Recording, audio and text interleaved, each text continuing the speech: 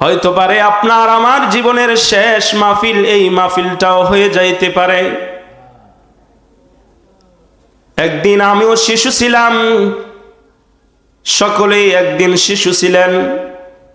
শিশু হতে হতে একদিন আপনিও বাবা হয়ে গেলেন, আপনিও দাদা হয়ে গেলেন। ঠিক এইভাবে আপনার বাবা দুনিয়ার জমিনে ছিল, আপনার দাদাও দুনিয়ার জমিনে ছিল। এই কৃষ্ণপুরের ঘর এখনো পড়ে আছে, ওই বাবার পুরানো বাড়ি এখনো আছে, কিন্তু বাবা দুনিয়ার জমিনে নাই। ওই মার ঘরটা, ওই মার খাটটা এখনো আছে, কিন্তু ওই মা দুনিয়ার জমিনে নাই। নবীজি সাল্লাল্লাহু আলাইহি ওয়াসাল্লাম বলেছেন, উম্মতের একটা খাসিয়ত হইল, উম্মতের একটা খাসিয়ত হইল, ও উম্মতেরা খেয়াল করে শুনেন, মানুষ মৃত্যুর পরে আপনার আমার বাড়িতে আইসা কেউ বলবে না এই বান্দাটা এই শীতের মধ্যে কবরে কিভাবে থাকবে, কেউ বলবে না। নবীজির হাদিস, নবীজি সাল্লাল্লাহু আলাইহি ওয়াসাল্লাম বলেন যে মানুষ তোমার বাড়িতে গিয়ে বলবে এই ব্যক্তিটা দুনিয়ার জমিনে কতটুকু সম্পদ রেখে গেছে। রহিম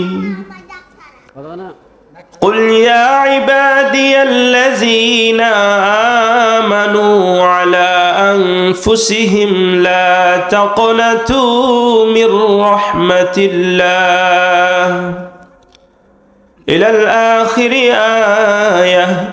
وقال تعالى إن الله وملائكته يصلون على النبي يا أيها الذين آمنوا صلوا عليه وسلموا تسليما. محبت پوری اللهم সবাই আগে আগে বসি। محمد وعلى آل سيدنا مولانا محمد. নবীর প্রেমে পাগল হইলে তাদের সম্মান কমে না।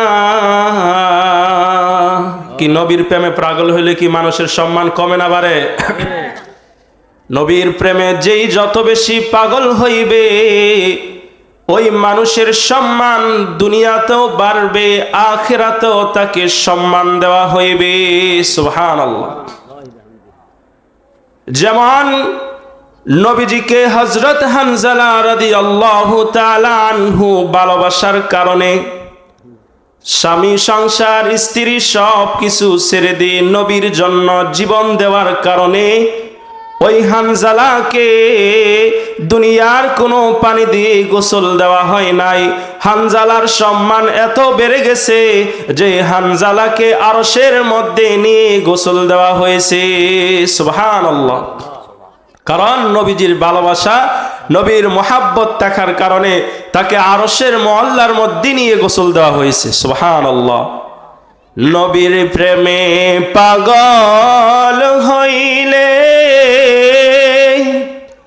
তাদের সম্মান কমে না।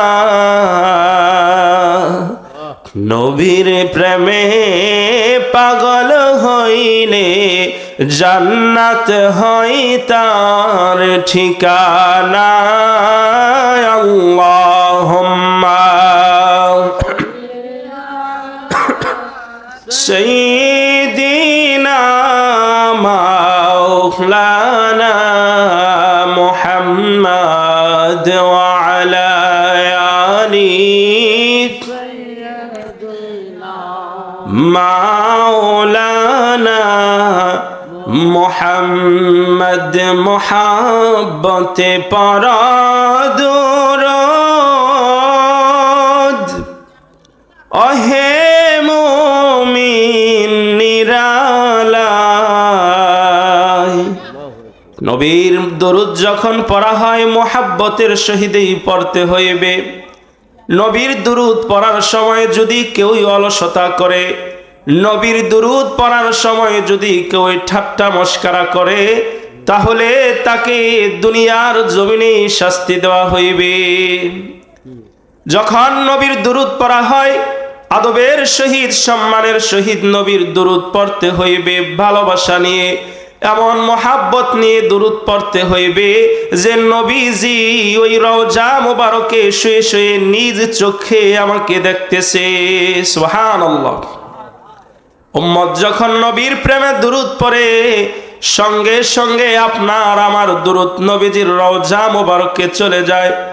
শুধু দরুদ চলে যায় না, আপনার বাবার নাম চলে যায়, আপনার মার নাম চলে যায়, নিজের নাম সহকারে নবীজির সামনে নিয়ে পৌঁছানো হয় যে ইয়া রাসূলুল্লাহ, আপনার এমক উম্মত ওই কৃষ্ণপুর গ্রাম থেকে আপনার শানে দুরূদ পড়তেছে, অতএব আপনি আপনার উম্মতকে চিনে রাখেন। যে উম্মত আপনার উপরে দুরূদ পড়তেছে ওই উম্মত যেদিন হাসরের ময়দানে বিপদে পড়ে যাইবে, আপনার উপরে দুরূদ পড়ার কারণে, আপনাকে ভালোবাসার কারণে ওই হাসরের ময়দানে আপনি আপনার উম্মতকে জান্নাতবাসী করেন। সুবহানাল্লাহ। এজন্য নবীর দুরূদ পড়ার সময় মহাব্বত নিয়ে, ভালোবাসা নিয়ে দুরূদ পড়তে হইবে। অনেক মজলিসে মাহফিলে মানুষ যায়, নবীর দুরূদ পড়ার সময় জবান বন্ধ হয়ে থাকে, কষ্ট লাগে নবীর প্রেমে দুরূদ পড়তে।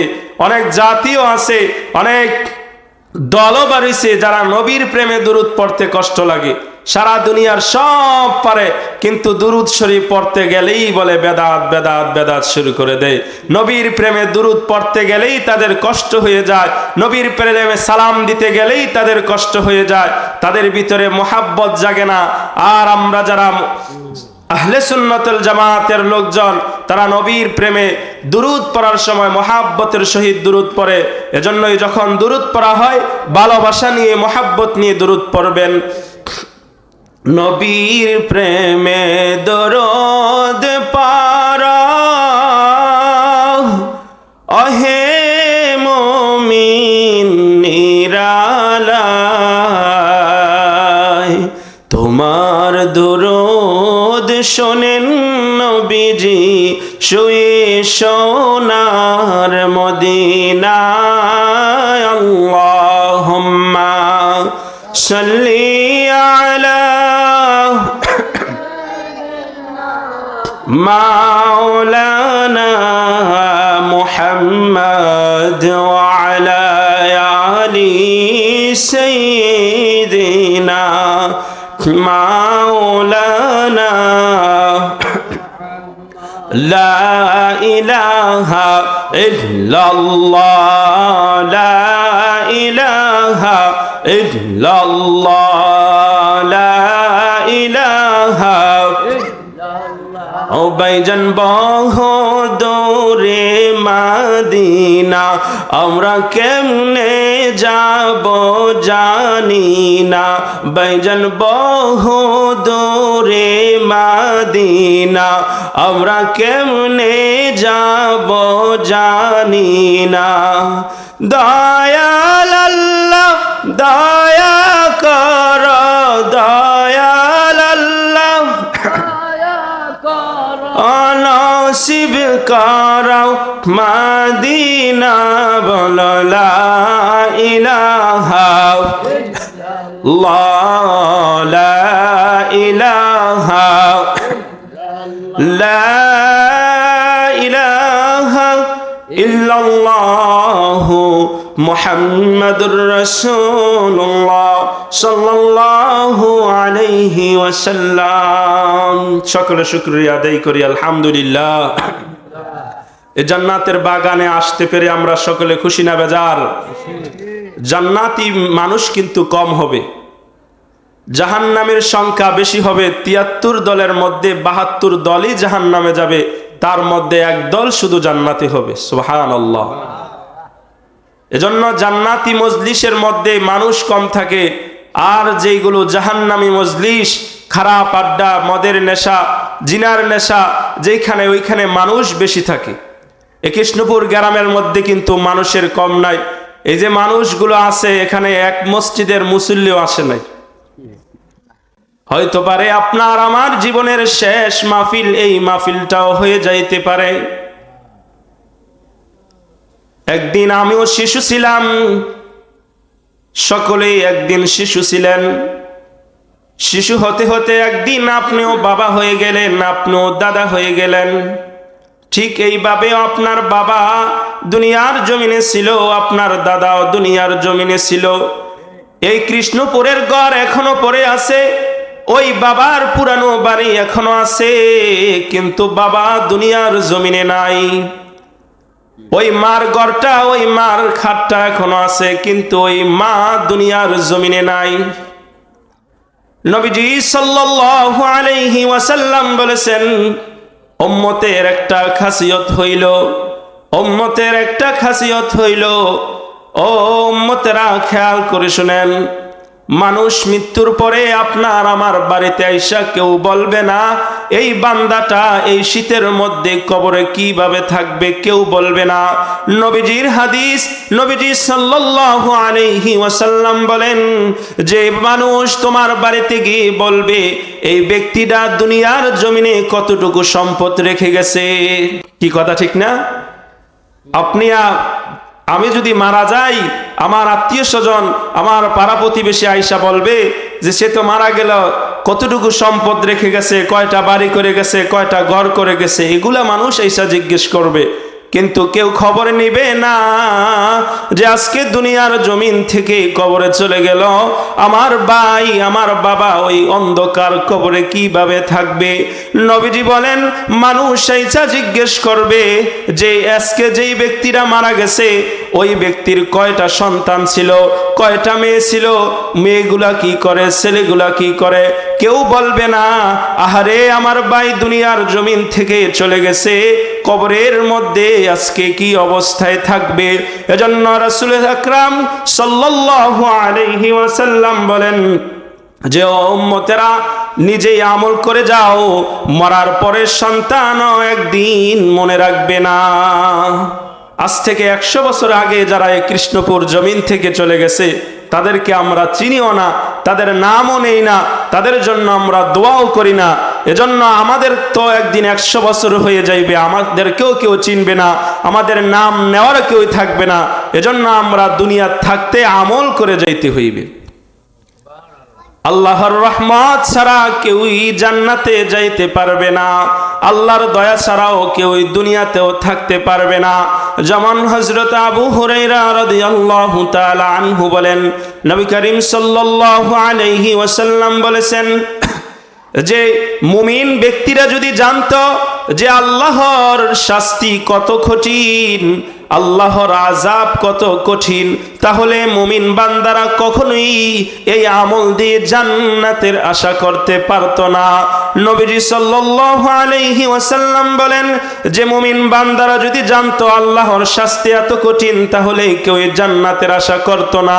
আর কাফের বান্দারা যদি জানতো যে আল্লাহর দয়া এত বেশি তাহলে কাফেররাও জান্নাতে যাওয়ার আশা করত। কারণ কাফেররা জানতো যে আল্লাহ তাআলার দয়া এত বেশি, তারপরও আমরা কেন গুনাহ করি, তারপরও কেন আমরা আমল করি না, তারপরও কেন ঈমান আনি না।